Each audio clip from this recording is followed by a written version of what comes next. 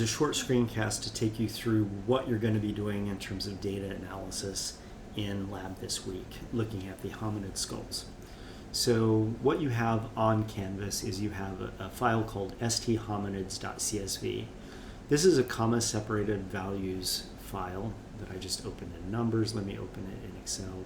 It doesn't really matter as long as you can save it as a CSV file. But what you have here is a file that is already set up for you. In the first column, it has the species names. The second column, it has the species codes. Species codes are made up of the first three letters of the genus and the first three letters of the specific epithet. So Pan peniscus is Pan Pan. Pan troglodytes is Pan Tro. Australopithecus afarensis is Os Afa. EF is the earliest fossil date, so this is taken from the literature. The MRF is the most recent fossil date. Once again, these dates are taken from literature, and this is expressed in millions of years. Then we have a set of categorical data, things like cranium size, presence or absence of brow ridges, etc. And then we have a set of values that are continuous variables that we're going to measure on the skulls, and then this last set of variables over here are indices that we calculate from those, and then the final column is the cranial capacity that has actually been measured off of the skulls themselves. And this is blank, and you're going to spend a good deal of your time in lab this week filling this matrix of data in.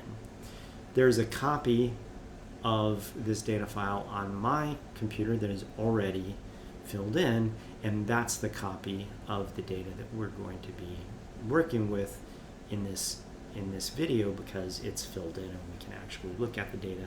But your data are going to look something like this in the end. When you finish filling this out and you have a hypothesis in mind to test with these data, you're going to put this on a flash drive that your lab instructor will have. You're going to bring that to the front of the class, and your lab instructor will open up this R script and walk you through the analysis.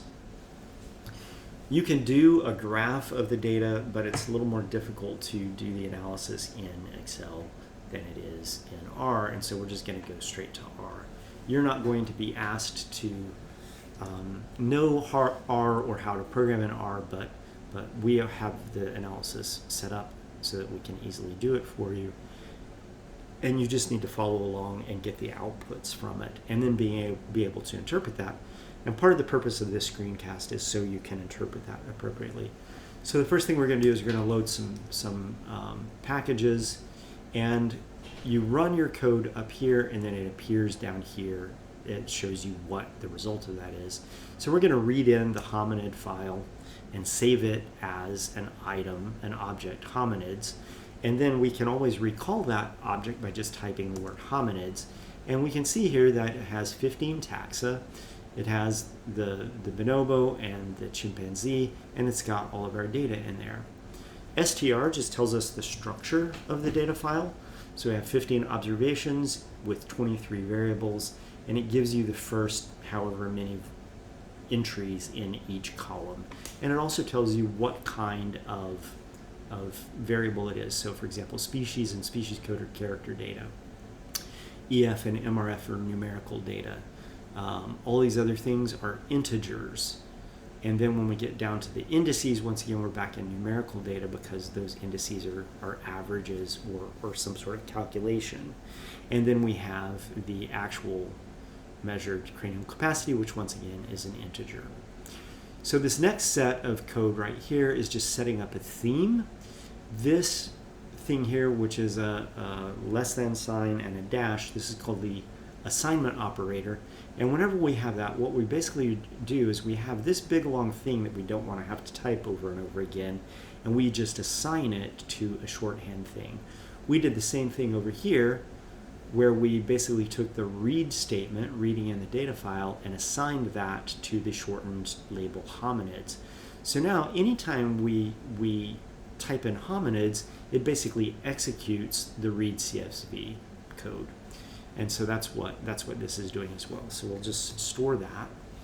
And then once again, anytime we want to see the hominids data set, again, we can just type hominids. Well, since we're going to be essentially analyzing the example that is in your procedure from lab this week, and when we did that, it was looking at the relationship between the foramen magnum index and the time of the earliest fossil for a particular group. And since this is a hypothesis that is of interest to us because of this transition within the hominids from being quadrupedal to being bipedal, we don't actually want the bonobos and the chimpanzees in the analysis. So these next two lines of code on line 31 and 32, line 31 basically removes the first two lines of the data set and then stores a new version of this under the term pandel, which just stands for pan deleted. So we'll run that, and when we look at the data file again, we see that the bonobo and the chimp are no longer there. The first line is now line 3 as opposed to line 1, which is the first line before. So we've effectively gotten rid of the bonobos and the chimps. So now in line 42, we're basically going to conduct an analysis. We're going to call that analysis, not very clever, I know. But what we're doing is we're just assigning something more complicated to that label. And what this is basically doing is we're basically running a linear model where we're regressing foramen magnum index on the date of the earliest fossil, and we're going to use the data with the genus pan deleted for this analysis. So in this case, FMI is the y variable, foramen magnum index is the y variable, and we're interested in how well the age of the earliest fossil predicts what the foramen magnum index will be, and whether that has a relationship or not. Could be a positive relationship, could be a negative relationship. Because of what we know about hominid evolution, we would hope that when we ran this analysis, that as time proceeds, as time increases into the future, that we would actually see an increase in the foramen magnum index. So we would expect this relationship to be a positive one. So we can run this code, and once again, it doesn't do anything because we've just set it up to be labeled this, and now we can get a summary of this. And when we look at the summary, we want to pay attention to this section down here under coefficients, because what we're interested in is we're interested in the parts of the line, of the equation for the line. When you do a linear regression, you're basically calculating the best fit line through the data. And the equation for a line is y equals mx plus b, where m is the slope and b is the y-intercept.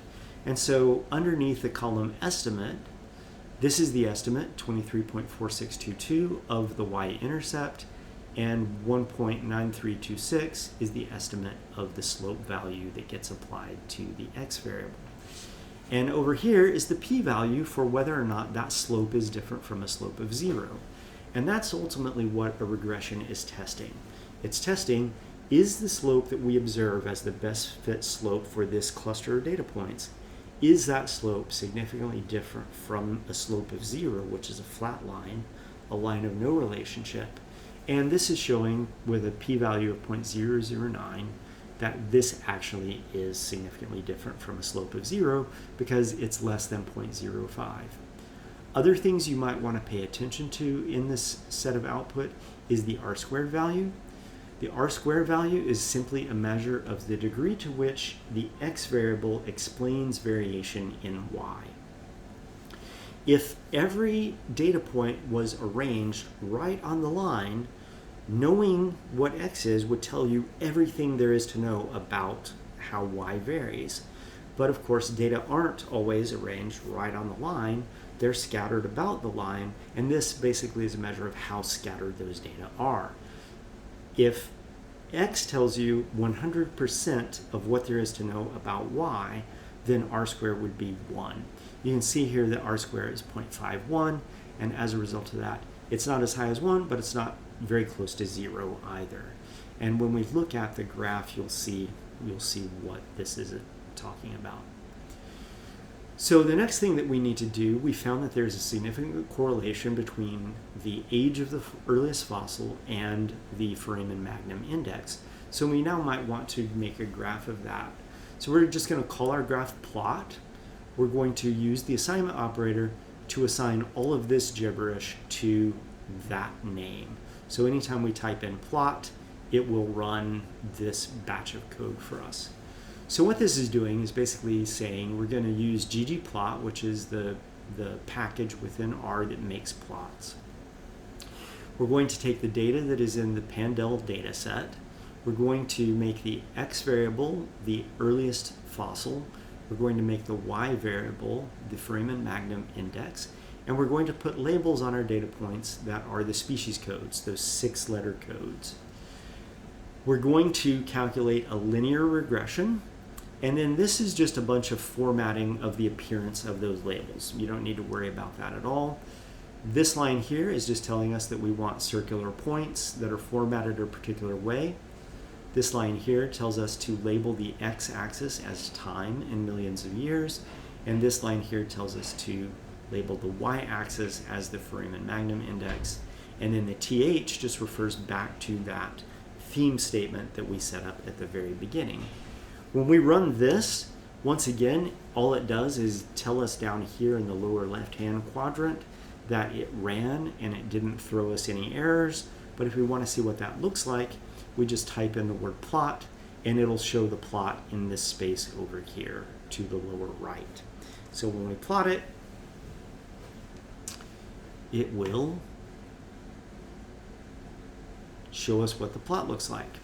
And it shows us that we removed some rows because there weren't any values. Remember that Paranthropus robustus doesn't have a value for one of these variables. It doesn't have a value for the foramen magnum distance. And so here we have a line that is drawn through this cluster of points, and this is the best fit line. And the gray area is the 95% confidence around the line, but it's a 95% confidence for the slope of the line. So you could fit a bunch of lines in this gray area, a bunch of lines that are all slopes, but one line that you can't fit through here is a line with a slope of 0. So the way we figure this out, one way to visualize this is to think of yourself as, well, what's the average time in millions of years? Well, we can do that by just having it calculate average time. And when we do that, we can get what the average time is, and it's 1.493077 years ago. So it's somewhere right about here. Well, we can come down here and replot the plot so that we now put a vertical line in the plot that is at that data point. And so we'll do that, and then we'll regenerate the plot. And now there's a vertical line at 1.49 years. And then that basically represents a fulcrum, and this line acts as a balance. And the question is, if we took this and balanced this line on that fulcrum at a slope of 0, which is just a horizontal line at the average value of the foramen magnum, would that line fit within this gray area? And so we can do that by coming back up here, calculating the average FMI, and finding what that is. It's 20.65, so it's going to be somewhere around in here. We can then create another graph. Let's just take this plot, and we're going to make a copy of it and replace it down here. And then we're going to add a horizontal line, and we can do that by just taking this line of code and placing it here, changing it from a vertical line to a horizontal line, changing it from the y-intercept, or the x-intercept to the y-intercept, and change the value that we're going to plot from average time to average FMI. And when we do that, hopefully it will not throw any codes, and we can replot it.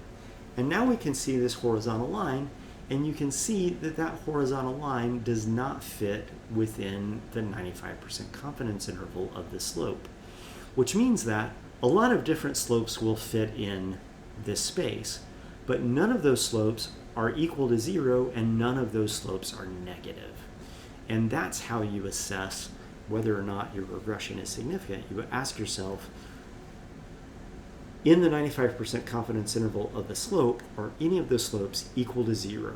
If one of them is equal to 0, then your slope of your line is not significantly different from a slope of 0.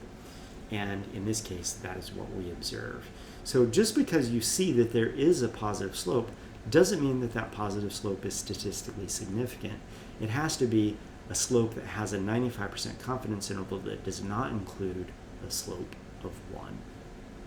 So what we're going to do in terms of giving you something to put in your post lab is we're going to give you this first plot that we created, which is the plot without those horizontal and vertical lines illustrating for you what the significance is.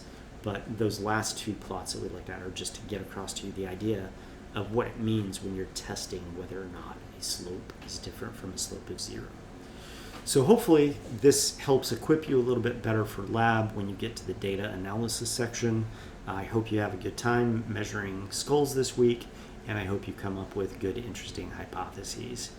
One last thing that I do want to say is that one of the things that about this is time. If time is your x variable, you should see the oldest fossils, which would be Australopithecines here. On the left-hand side of the graph, you should see Paranthropus more towards the middle. You should see the early hominids in the middle, and you should see the later hominids towards the right-hand side in all cases. If you're comparing one continuous variable with another continuous variable in terms of assessing maybe some ecological hypothesis about your skulls, then obviously these things may not be ordered quite the same way because you're not having time on the x-axis. But once again, all of these labels are here so that you can identify what species corresponds to which data point. So anyway, hopefully you found this useful, and hopefully you will get a lot of good work done in lab this week. Cheers.